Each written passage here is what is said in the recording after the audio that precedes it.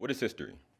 History is a series of documents, events, and experiences left behind to be studied by human beings. So, in essence, history is but one big story. My dad always taught me that there were three sides to a story: my story, his story, and the real story. When Martin Luther King gave his I Have a Dream speech, those thousands of people in the crowd were taught that they were a part of living history.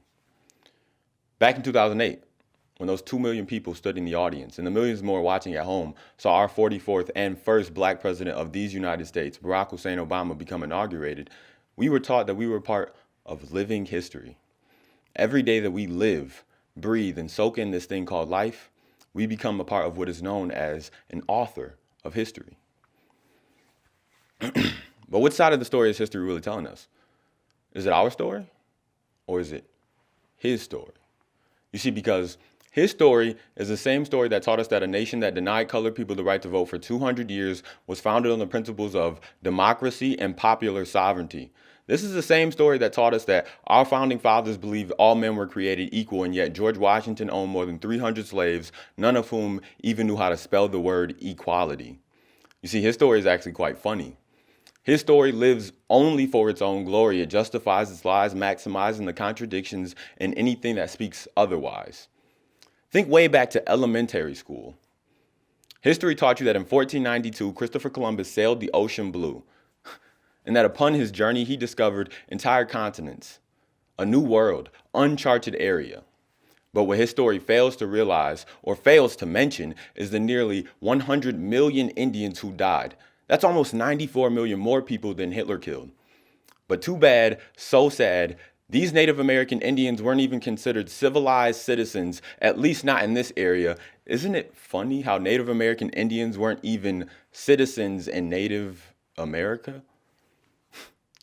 You see, his story has always taught us that Americans have had the right to manifest their destiny from sea to shining sea. Taught us to be proud of an original 13 that was built on the backs of hundreds of Native American colonies. Here, take back this 1% of the land that we stole from you as history's version of an apology. History teaches us to be proud of our national anthem, but through our perilous nights, the only broad stripes we knew were the ones slashed across the black backs of our brothers, and the only bright stars we knew were the ones in our twilights gleaming that we considered our tour guides on our trip to freedom. I may not have lived through the tales of slavery, but I definitely believe them. You see, history taught us that in 1863, Abraham Lincoln signed the Emancipation Proclamation and all black people became free. But it was not until 100 years later, in 1963, that our 35th president, John F. Kennedy, who just loved all things black, even thought about a bill that had anything to do with the Civil Rights Act. See, history will teach us that it is just so tragic that we had to let go of the men who brutally murdered 15-year-old Emmett Till and beat him until his face was unrecognizable by even his own mother by the time his body was found. History cares not about the Emmett Tills, the Eric Gardners, the Rodney Kings, the George Julius Steiny Jr.'s, the Trayvon Martins, the Michael Browns. History says that it's okay that a man murdered a 17-year-old boy in high school just like me because he felt he didn't belong and was just trying to stand his ground. You see, Kendrick Lamar, I'm starting to think that maybe everything might not be all right. And I'm starting to think that it might not be all right for us to go out when things go bump in the night because we still have black on black violence. And that means dark versus light. And even if we got over that, we still got to head back to black versus white. And that still means that some mother has to watch a news program, be scared to fright that 17-year-old Quindell Peyton, African-American student, was killed last night.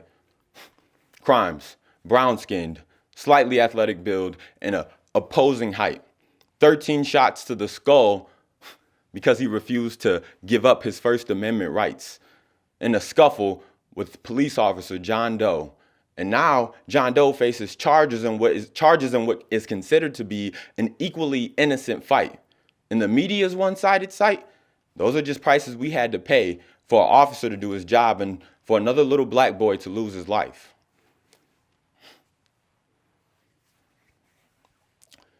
You see, history is not always a historical nonfiction. Sometimes it's a picture book filled with historical contradictions in every line that is written in all of its intricate illustrations. Page 1, the American dream, you will always achieve just as long as you believe in your aspirations. But you see, history says continue to hope, continue to dream, continue to push forward with your petty aspirations. But you see, what history fails to realize is that not only will we continue to push forward with our petty aspirations, but we plan to shift the paradigms, to shake the very foundations that for generations our souls bled tears on hateful, twisted, racist cotton plantations.